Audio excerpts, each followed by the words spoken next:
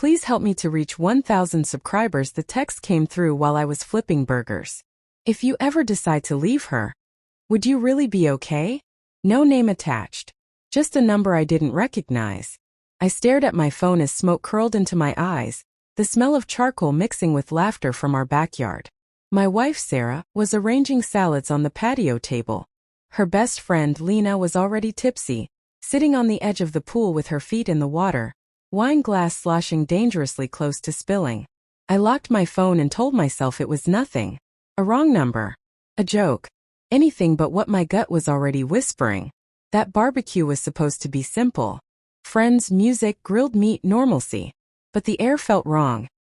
Heavy like a storm waiting to break. Later, when the sun dipped low and the drinks flowed faster, Lena cornered me near the cooler. Her cheeks were flushed, eyes glossy. "Can I ask you something?" she slurred, leaning too close. "Sure," I said, uneasy. She laughed softly, then suddenly turned serious.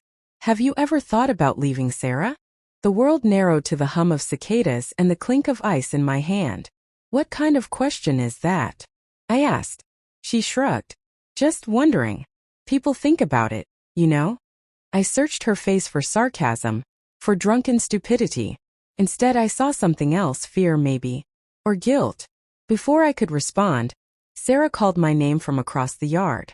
Lena stepped back like she'd been burned. That night, after everyone left and the yard fell quiet, I lay awake replaying the moment. Sarah slept beside me, her back turned, phone face down on the nightstand. I noticed things I hadn't before. How often she'd been doing that lately. How she'd step outside to take calls. How she'd missed 3 calls from me last week and brushed it off with, "Sorry, phone was on silent."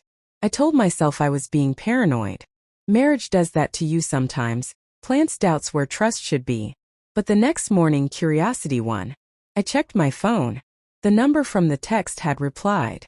"Sorry if that was weird. I just think you deserve honesty." My chest tightened. I typed back before I could stop myself. "Who is this?" 3 dots appeared. Disappeared. Appeared again. "It's Lena."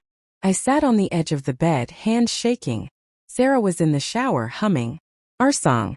I wanted to confront her immediately. Instead, I waited. Watched. Paid attention. The signs were small but relentless. Sarah laughing at messages she wouldn't share. Lena suddenly showing up unannounced. A missed call from Sarah that came from Lena's phone. "Battery died," she said too quickly. The worst part wasn't anger. It was confusion. This woman was my wife's best friend. The person who helped plan our wedding. The one who cried with Sarah when my father died. The idea of betrayal felt unreal. Like trying to imagine your house collapsing while you're still inside it. The truth revealed itself quietly. One afternoon, Sarah asked me to grab her charger from her car. Her phone buzzed while I held it. A message preview lit up the screen. "Lena. Last night can't happen again. I feel sick." My heart didn't race. It sank. Like it already knew. That night I confronted her. No yelling. Just exhaustion. "Tell me the truth," I said. "Please." She cried immediately. Not dramatic sobs, soft, broken ones. She said it started as talking. Complaining. Feeling unseen. Lena listened. Lena understood. One night turned into another. A line crossed they couldn't uncross. "It didn't mean nothing," she said. But it didn't mean everything either. I didn't know which hurt more. Lena texted me later, apologizing, saying she never meant to hurt anyone. That she loved Sarah. That she hated herself. I believed her. That didn't make it better. The days after felt like walking through memories that had turned sharp. Every laugh replayed. Every shared look questioned. Love didn't disappear, but trust shattered quietly. Like glass you only notice once it's under your skin. In the end, I chose myself. Not out of spite. Out of survival.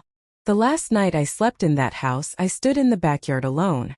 The grill was cold. The chairs empty. I realized some betrayals don't explode, they erode. And when you finally notice, the ground beneath you is already gone.